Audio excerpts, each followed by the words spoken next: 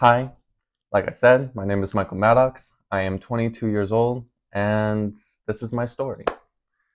So, we are at this 6 month mark of my initial change, and I will get into that 6 month mark. But before that, I want to give a little backstory on a little bit about my life. Um, I've never been one to experience life. I mean, who does? Like, who experiences life like that? My life is all over the place. Never long amount of stability, um, either physically, mentally, emotion, like all of it. Um, and 2 years ago, well, recently, just recently, I've been reflecting a lot on my life. I find myself doing this on a daily, which I really appreciate. I love reflecting because it gives me a sense of validation, gives me a sense of comfort, and being able to work out what I need to work out by myself. By myself. Gosh, my counselors would be so proud of me. So thank you, Emily Thomas and Dejoni Scott, for helping me become who I am today. Because without you two wonderful women, I don't think I would have the courage. I don't think I would be as open. I I wouldn't think I would have healed the amount of healing I've done with you both. They aren't the only people who helped me get to where I need to be. Actually got in contact with one of my old high school friends and thanked her for her and my other two friends from high school for pushing me to not think about guys so much. And I know people from work who might be listening to this be like, wait, but you talk about different version of me, and you would just like, oh my gosh, oh my god, I would be like the old CC that moved to California. But I enjoyed that CC, so I don't know what you guys are talking about, but um, just like you know about just not being able to see when I went on my first self care journey. By the way, I go off on a tangent, so you'll be like, "Wait, what?" So I just want FYI because that's just who I am. Before I went on my self care journey, I was one who held grudges big time. I made it like I would show up right in front of you, stare at you, get what I need, and leave. Like I would just, gosh, thinking about the type of person I was in high school is crazy. And I wish I was a lot of me now back then because I don't give a damn about what people think. I stick up for myself. I got great comebacks. Like people, um, I'm just, I don't give a fuck anymore. I really don't. And I really appreciate my friends for pushing me to just focus on myself. And that initial reaction caused this whole domino effect on who I am today. And that was 4 years ago. That was 4 years ago. That's crazy. Maybe 5 years. No, no. 4 years ago. 4 years ago. A little over 4 years. That was back in, gosh, February, March of 2020. Crazy. Um, yeah. Then I got into relationships. I was healing a lot from my verbal abusive relationship and mental abusive relationship. Um, both a parental and a significant other. So I was between 2020, well, start of 2020, on the self care journey. I was hit so hard with these waves of brokenness, of shame and fear that I didn't I didn't like the person who I was when I experienced that. And another emotion I just oh, puts me down more than being depressed is anger, irritation, frustration. I very much dislike those emotions. Um, I I hate when they trigger, and it's nice to be able to use different protocols and methods to help alleviate those reactions and feelings. Um, so from 2020 to 2021 ish, because hers and I's relationship was only a year. My first counselor, she helped me set a foundation for my future self. What it means to grow, what it means to feel attached, and how much compassion one can hold for ourselves and others, and forgiving ourselves and others to facilitate change and growth, and being mindful with our emotions and our thoughts. Um, she really set a great foundation for healing from relationships. She was there when I had panic attacks and fear of where I will end up if this continued in my home. Um, I even remember having to live with my brother and my sister in law for a month because of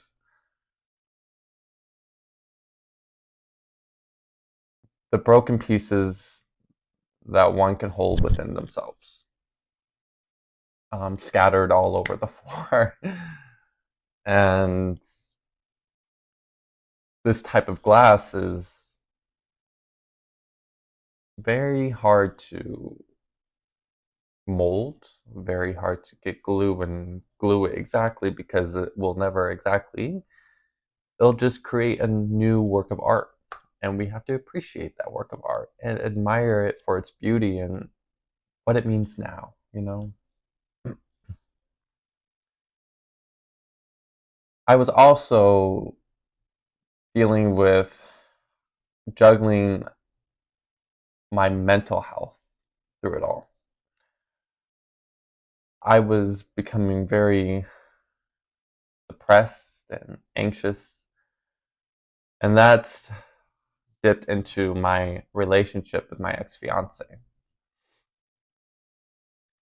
And it was someone who I really wanted to spend my life with because viewing my actual parents' relationship, my mom and my dad, it was unstable. It was not together. It was like co-parenting style. Um, and I didn't really have my dad there growing up at all. Like 2 weeks and a phone call and some letters. And a lot of pictures. And then viewing my mom and my stepdad's relationship, it was something I didn't want in mine. I, I didn't want that type of mirage. It just sucks knowing that we wanted something so much and we have to remember to stick up to our values um, in certain times. And there was one thing that my stepdad told me a couple times that his mom told him. If you're not happy in a relationship, leave. And it's that simple. And sometimes we don't want that. We want to hope for the best and hang on to the minuscule of a thread this is. It's like the invisible thread. It's there, you're holding, but you don't know where you are. You're slipping slowly, and you can't tell what the end is. Um, I always remembered that in my relationship, my second one.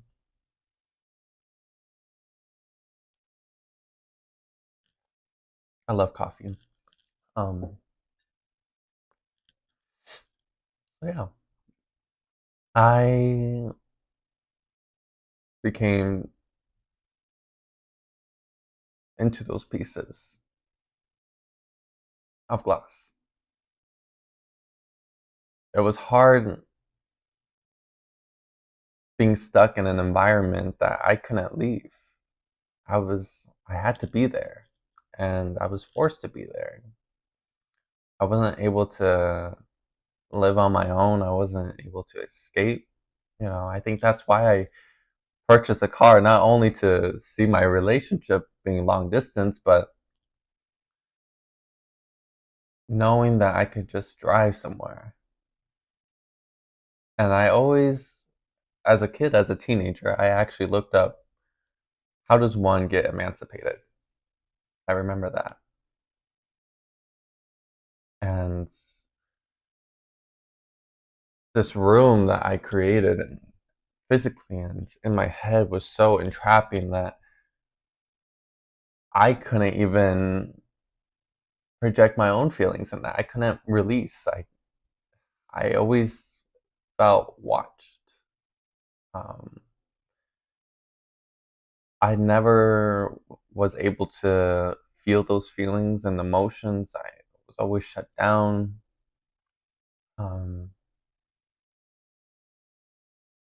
my parents never helped guide me to breathe and say how you feel and listen. Not in that moment, at least. So knowing that, and the one person that you want to spend your life with doing the same exact thing, you had no one, and the one person that you did have lived miles away, and you couldn't stay there long term.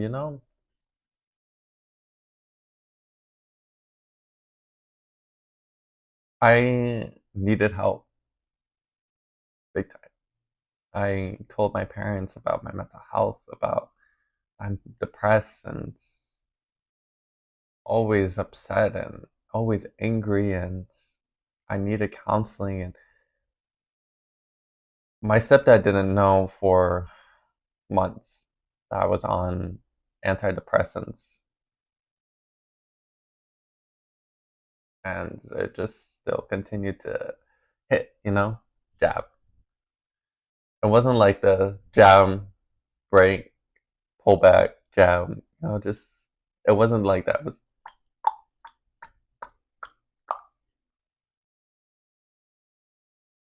was like that, ugh, like pressure. Then I moved up to Flag. I got my old job back because I was down here for a semester because my old job didn't have faith in me due to the fact that they didn't appreciate my hard work, and my managers sucked. They didn't know how to manage. And I moved up there, got into a different department, and proved them wrong.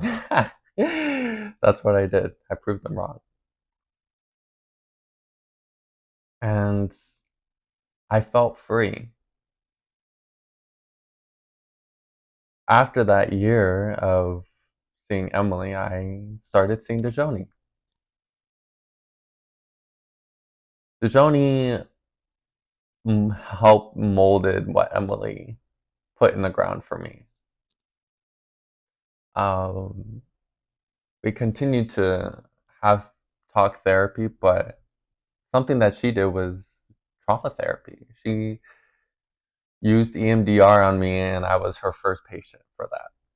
So I was really happy because we didn't we talked about like 5 months prior then to when she could start, and we knew this was coming up, and I wish I had continued on, but I needed a lot of talk therapy before I left, um, which we'll get into eventually. But that was the I don't really remember. Um, when I moved, I had ended my relationship with my ex, my second relationship, and got into an apartment with three guys. And that was really fun. That was such a big move for me. Like, they don't even know how big that was for me because I, one, hated guys growing up. I always, that fear of just being like having a guy friend. I didn't start getting a guy friend until I started working at the Sprouts where I am now. And yeah, so I was kind of nervous a little bit, and I'm glad that they were each different. One was like my inner self, one was like something I could be, and one was just something I didn't want to be. um, and if my roommate was watching, my old roommate was watching this, you would know. So I moved up there. I got an apartment on campus, and I don't really remember a whole lot of my. I kind of remember a little bit more of my sophomore year than my junior year. I don't really. That's sad to say, and we'll talk about it. But in my sophomore year of college, I kind of was figuring out things. Um, how does one like? I lived up there. Now I live up there again. A whole different version of me. And then I fall back into my relationship because I thought they also had changed into a better person. And that was not the case. It was very much, it was much worse than it was back then. Um, and I remember going to see my counselors like Dejoni, like Emily, and taking these CSAT scores and having to answer these questions on how depressed you are, how anxious you are, how much sleep you get, how much you eat. Like, oh, hey, I'm like, not really, but I already did the survey in my head as I'm walking over. So seeing my numbers be so high in the reds during this relationship and seeing how much it decreased not being in the relationship, it proved to me that this relationship was not for me.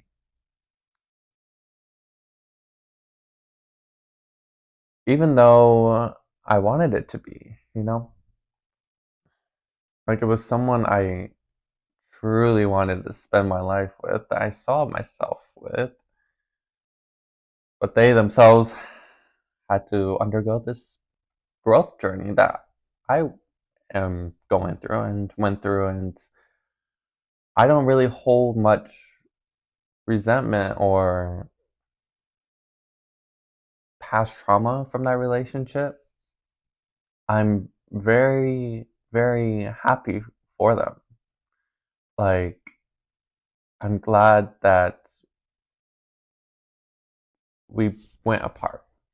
And without experiencing experiences, how does one experience change and growth, you know? But in this relationship, I I don't know if it was the initial tick, but looking back from my sophomore and junior year of college and reflecting now, I don't really visualize how what started and what was the initial reaction. You know, what was the first domino that collapsed, that started upbringing these addictions and emotional turbulence and thinking about suicide.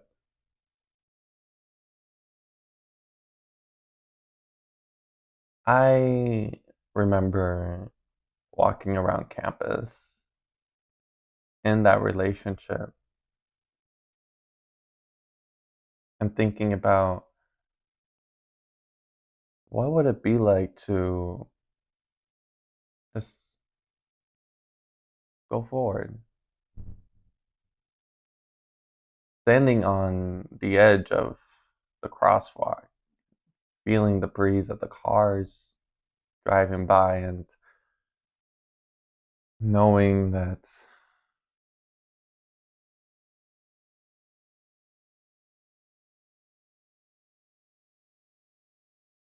you no longer want to be here.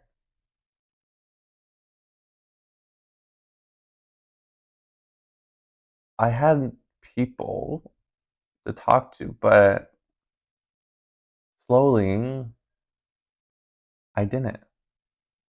These people, these friends that I made my freshman year, except one, the ones that remained up on campus, at least because the two that I friends now, they're here, you know, they're whenever I need them, whenever they need me. But these other people didn't have the same values as I did in our friendship. You know, I always make time for friends, and you know, especially when they need me. I didn't have anyone. I was utterly alone. I had a roommate who I hung out with quite often, you know, to get lunch, and I hid a lot from a lot of my roommates on how I was dealing with depression and anxiety. And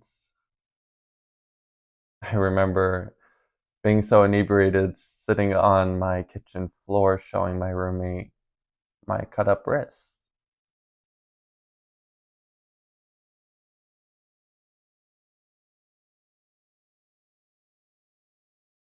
And then I started seeing another guy. This guy was going through the same thing I did in my relationship that I had. So I was experiencing all of these emotions again, and knowing, counting down the days that they'll just end up leaving because they weren't ready to let go of their partner, even though their partner let them go, you know?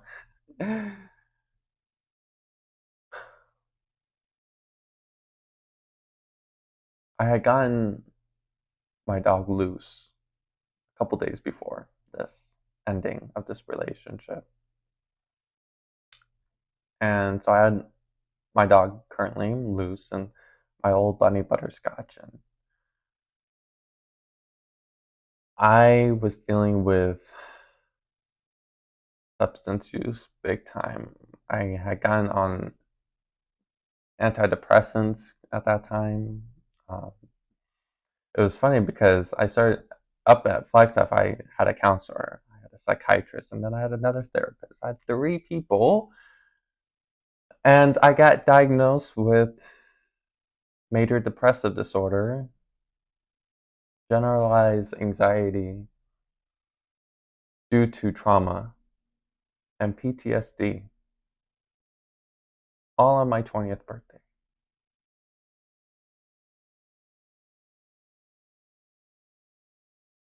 Wow, what kind of birthday is that?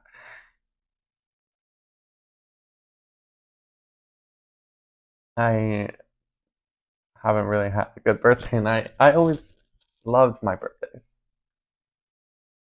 growing up. People surrounding me, a day of me, and 1 year closer. But like I said, I one night I was really inebriated, and I think I was also crossfaded. I was so out of it, I didn't realize my bunny had escaped from my room. And there's a loose dog who wasn't at that time used to butterscotch, and they ran under my bed, and all I hear was butterscotch's same noise as when I first had my first bunny. I saw my first bunny, Thumper, have a seizure in front of my eyes. Seeing death is not a fun thing. That's like an underscar, seeing something die, and I freaked. I freaked so much. I, I, I don't even know why. And then Luz at that time shit all over my living room floor. I was freaking out because my roommates, like, they agreed to the dog, and then they were like, my other roommate, one of them was just like pestering me so much on training her, and I was doing that, and doing that. I'm just,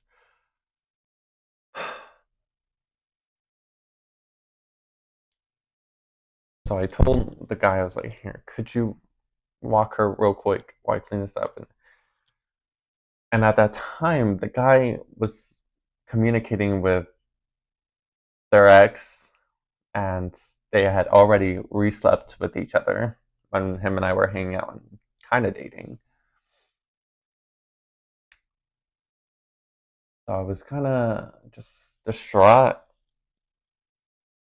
disillusioned. And the guy said, "Oh, he and I want to. He wants to talk to me." So I gave him my key, my apartment key. I said, "Okay, come back." He said just real quick. That real quick turned into almost an hour. I was so, so upset with myself. I messaged him and I said, "Hey, like, bring me back my apartment key now. Like, I want you to leave. Like, get out." So he did, and I came back and I broke that tipping point. Never being good enough, never feeling loved, feeling the second option. I just had this feeling of, what's the point? What's the point of going on when everything around you is collapsing?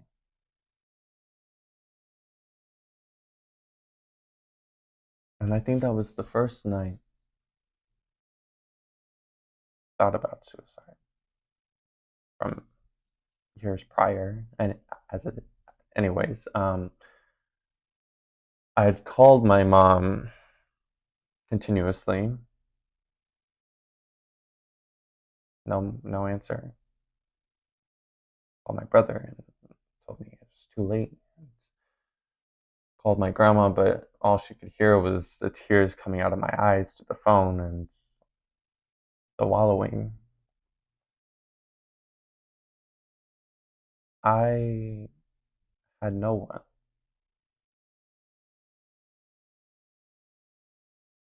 I felt so broken because I was dealing with this new title of you're depressed, you're anxious, unstable, broken. Now there's just a term and a definition for yourself.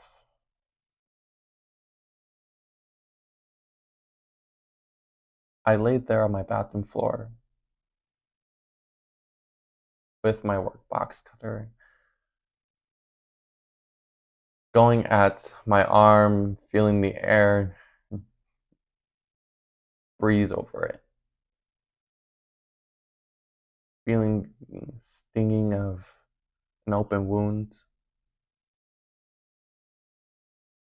seeing the blood drip onto your tile floor, and laying there for 2 hours.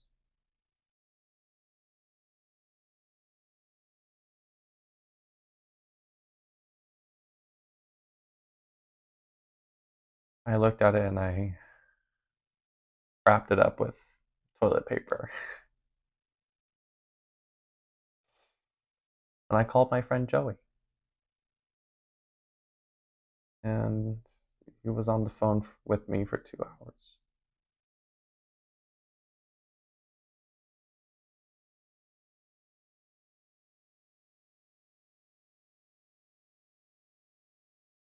And then I started getting into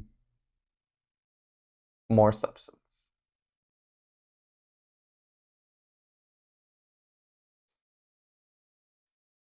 And we'll get into that real quick.